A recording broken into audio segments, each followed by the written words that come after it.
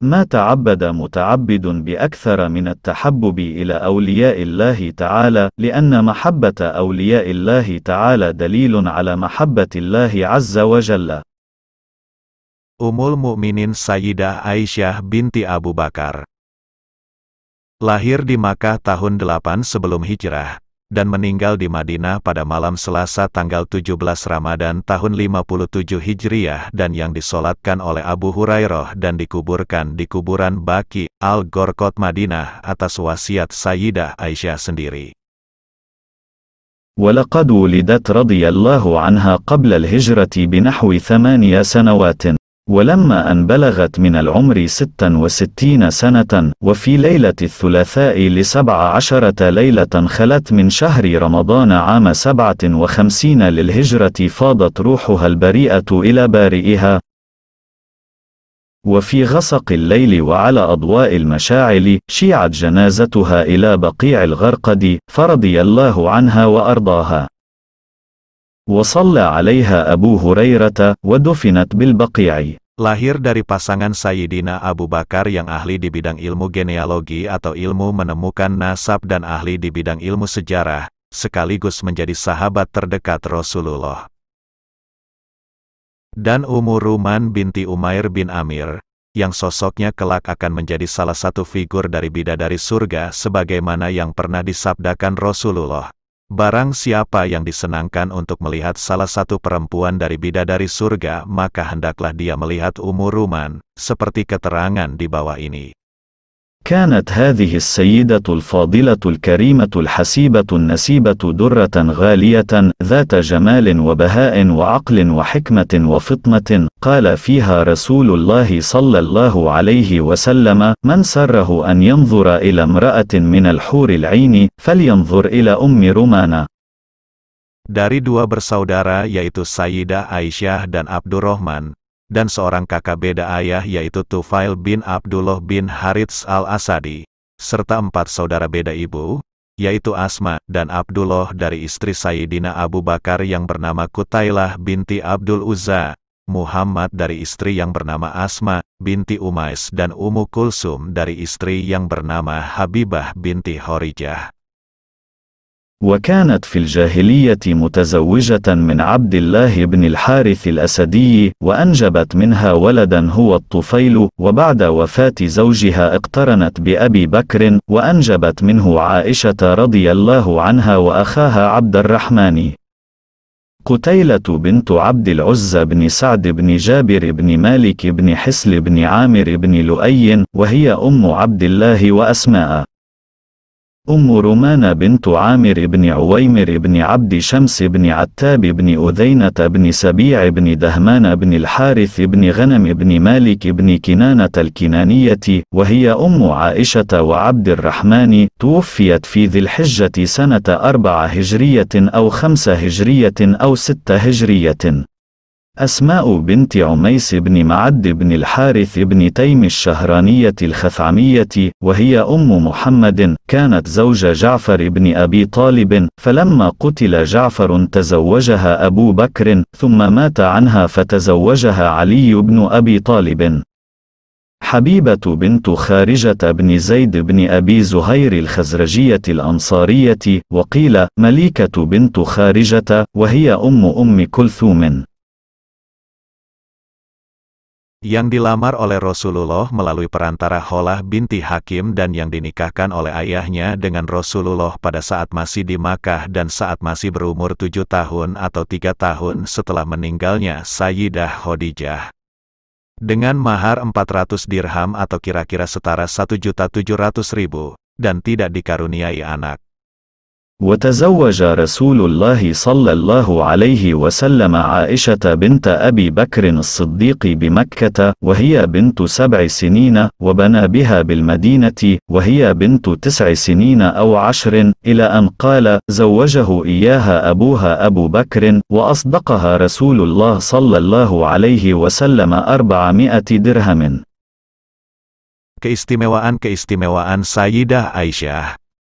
Satu-satunya istrinya Rasulullah yang saat dinikahi dengan status masih perawan, sedangkan semua istrinya yang lain saat dinikahi statusnya sudah tidak perawan lagi alias janda. كانت عائشة أم المؤمنين هي الوحيدة التي تزوجها رسول الله صلى الله عليه وسلم وبنى عليها بكرا دون أمهات المؤمنين جميعهن اللاتي تزوجهن كلهن ثيبات. Perempuan yang mempunyai kecerdasan intelektual luar biasa di eranya dalam bidang ilmu medis, Al-Quran, fikih, syair, sastra Arab dan ilmu genealogi atau ilmu nasab.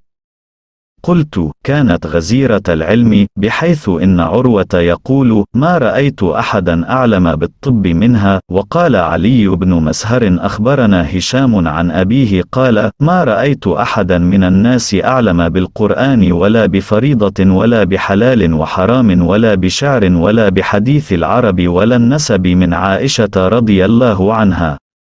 أكثر الناس الأخذ عنها ونقلوا عنها من الأحكام والآداب شيئا كثيرا حتى قيل أن ربع الأحكام الشرعية منقول عنها رضي الله عنها. Perempuan yang mempunyai kefasihan dalam berbicara, ingatan dan ketepatan ingatan yang luar biasa, serta ilmu fasohah dalam level tertinggi, sehingga dalam posisi dan situasi tertentu terkadang Sayyidah Aisyah membacakan syair dan puisi yang sangat indah, puitis dan mengagumkan. وكانت فصيحة ذكية نبيهة على قدر كبير من النباهة والزكانة والجمال والفصاحة. وكانت إذا عرض لها موقف أنشدت فيه شعرا وقرضت فيه نظما بديعا رائقا رائعا. Diceritakan dia hafal syair salah satu pujangga Arab yang bernama Labid sampai 12.000 bait. فقد ذكر ابن عبد البر في الاستيعاب عن عروة عن عائشة رضي الله عنها أنها قالت رويت للبيد 12,000 بيت. Sungguh Ibnu Abdil Bari telah menyebutkan dalam kitab Al-Istiab dari Urwah dari Aisyah bahwasannya dia berkata, saya telah meriwayatkan 12.000 bait syair milik Labid. Dijadikan salah satu referensi oleh para pemuka sahabat Rasulullah saat mereka mengalami perbedaan pendapat dan membutuhkan solusi jawaban dalam problematika hadits, ilmu faraid dan hukum-hukum agama. يروى عن قبيصة بن ذؤيب قال كانت عائشة أعلم الناس يسألها أكابر الصحابة. وروى أبو بردة بن أبي موسى عن أبيه قال ما أشكل علينا أصحاب محمد صلى الله عليه وآله وسلم حديث قط فسألنا عائشة إلا وجدنا عندها منه علما.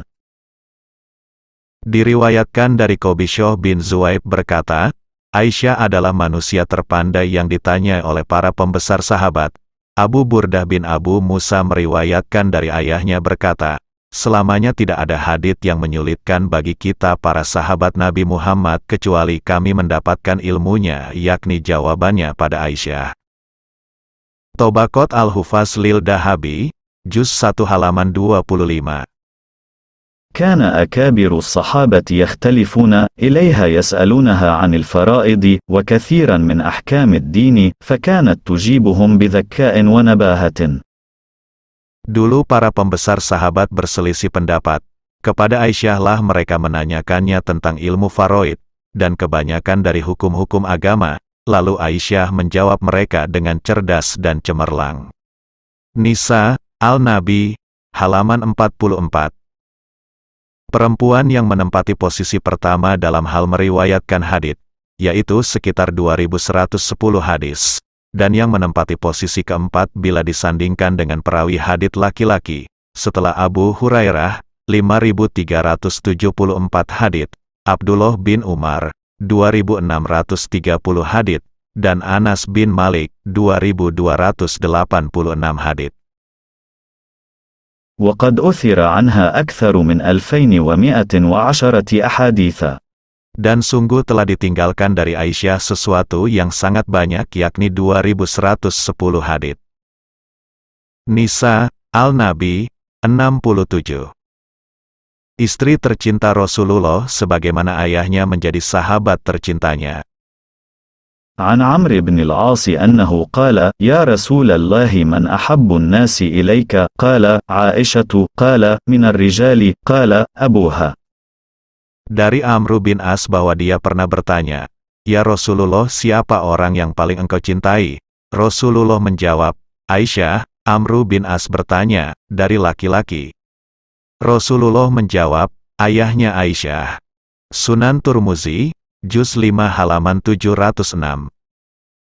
Allah langsung yang campur tangan dalam membebaskan dan membersihkan nama baiknya dari tuduhan para penggosip keji dan kotor melalui firman-Nya dalam Al-Quran.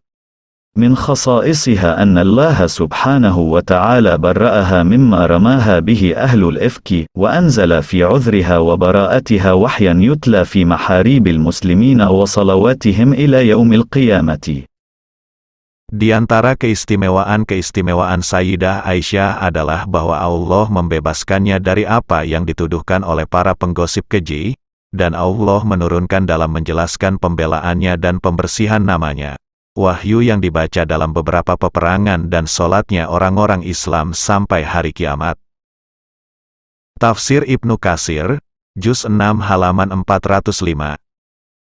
Dimimpikan oleh Rasulullah secara berulang kali sebelum menjadi istrinya Rasulullah.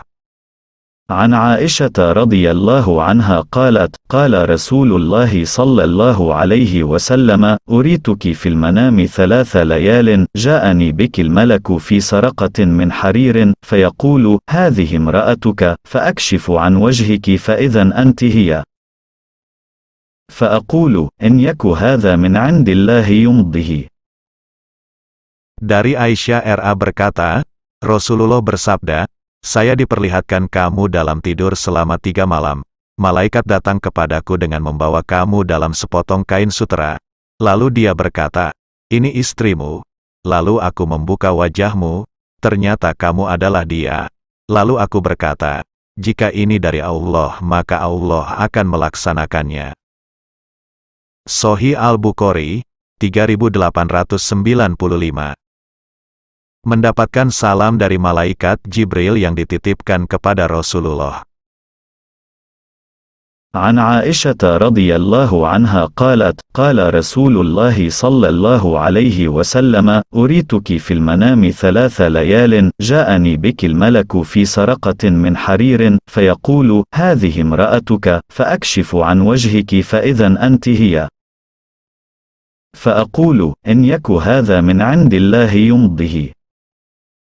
Dari Aisyah RA berkata, suatu hari Rasulullah bersabda, "Wahai Ais, ini ada malaikat Jibril mengirimkan salam kepadamu." Lalu aku menjawab, وعليه السلام ورحمة الله وبركاته. "Engkau bisa melihat apa yang tidak bisa saya lihat."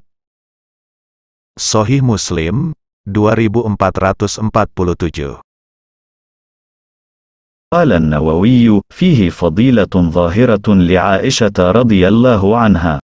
Imam Nawawi berkata, di sini ada keutamaan yang jelas pada Aisyah. Syarh Muslim, Juz 15, halaman 211. Istri yang sangat diinginkan oleh Rasulullah untuk merawat beliau saat sakit sebelum meninggal.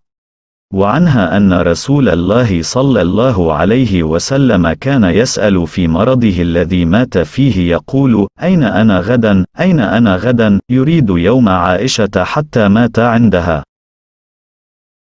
قالت عائشة: فمات في اليوم الذي كان يدور علي فيه في بيتي، فقبضه الله وإن رأسه لبين نحري وسحري، وخالط ريقه ريقي. دخل عبد الرحمن بن أبي بكر ومعه سواك يستن به، فنظر إليه رسول الله صلى الله عليه وسلم، فقلت له: أعطني هذا السواك يا عبد الرحمن، فأعطانيه فقضمته، ثم مضغته، فأعطيته رسول الله صلى الله عليه وسلم، فاستن به وهو مستند إلى صدري.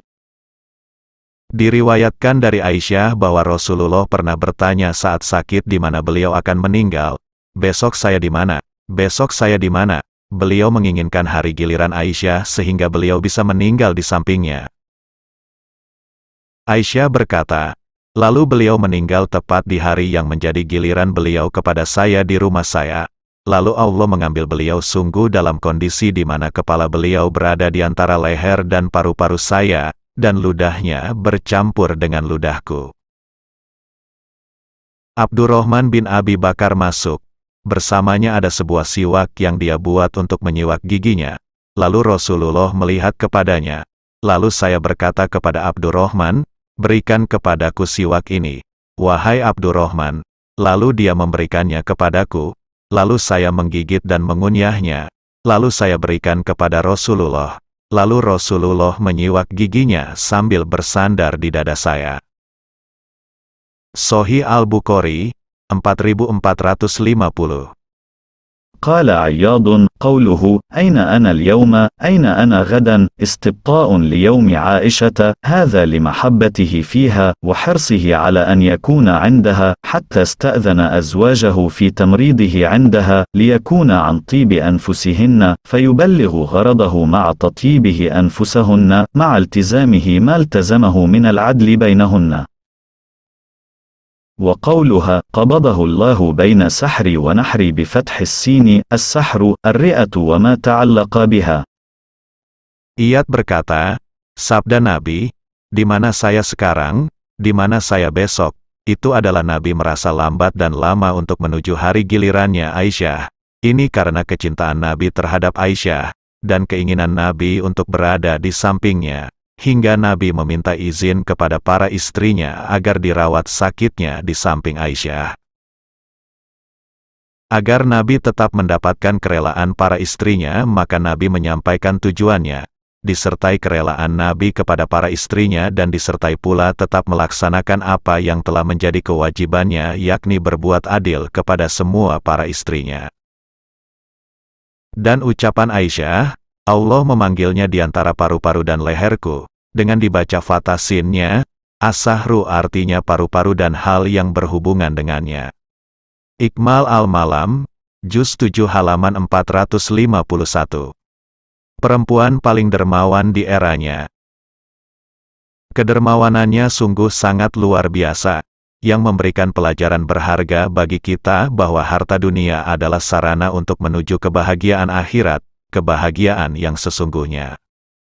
قال عروة: بعث معاوية بن أبي سفيان رضي الله عنه مرة إلى عائشة ب100,000 درهم، فوالله ما أمست حتى فرقتها، فقالت لها مولاتها: لو اشتريت لنا من هذه الدراهم بدرهم لحما، فقالت عائشة رضي الله عنها: ألا قلت لي؟ وكانت عائشة يوم ذاك صائمة، كانت أم المؤمنين من أكرم أهل زمانها ولها في السخاء أخبار.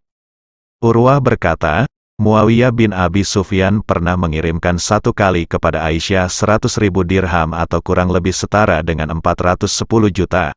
Maka demi Allah tidak sampai sore beliau sudah habis membagi-bagikannya. Lalu budak perempuannya berkata, andai tadi engkau membelikan untuk saya daging dengan 1 dirham saja dari dirham-dirham ini. Lalu Aisyah berkata, andai tadi kamu ngomong ke saya, padahal Aisyah saat itu sedang berpuasa. Syiar A'lam Al-Nubala, Juz 2 halaman 198. قال عروة بن الزبير: لقد رأيت عائشة رضي الله عنها تقسم 70,000 وإنها لترقع جيب درعها. Urwah bin Zubair berkata, sungguh saya pernah melihat Aisyah membagikan 70.000 dirham atau setara 287 juta, dan sungguh dia masih menambal saku baju pelindungnya. Hiyah Al-Auliya, Juz 2 halaman 47. والله أعلم بالصواب.